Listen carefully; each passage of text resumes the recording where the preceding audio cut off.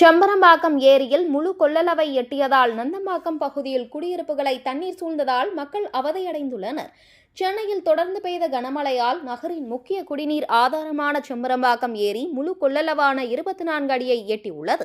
இதனால் ஏரியில் 3645 மில்லியன் கன அடி நீர்த்தேக்கி வைக்கப்பட்டுள்ளது. இதன் காரணமாக குன்றத்தூர் அடுத்த நந்தம்பாக்கம், அம்பேத்கர் நகர் பகுதிகளில் ஏரிக்கரையை ஒட்டி வசிக்கும் 100க்கும் மேற்பட்ட வீடுகளை ஏரி நீர் சூழ்ந்துள்ளது. பல வீடுகள் பாதியளவு நீர் மூழ்கியுள்ளதால் பொதுமக்கள் வீடுகளை பூட்டிவிட்டு உறவினர்கள் வீடுகளிலும் அருகிலுள்ள மசூதியிலும் தஞ்சமடைந்துள்ளனர்.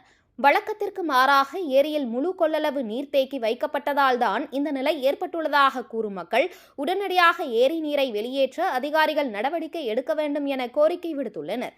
தேங்கிய நீரில் கழிவுகள், பாம்புகள் உள்ளிட்ட விஷப்பூச்சிகள் வருவதால் தொற்றுநோய் பரவும் அபாயமும் ஏற்பட்டுள்ளதாக மக்கள் அச்சம் தெரிவித்துள்ளனர். தற்போது இந்த பகுதி முழுவதும் தனித்தீவு போல காட்சியளித்து வருகிறது.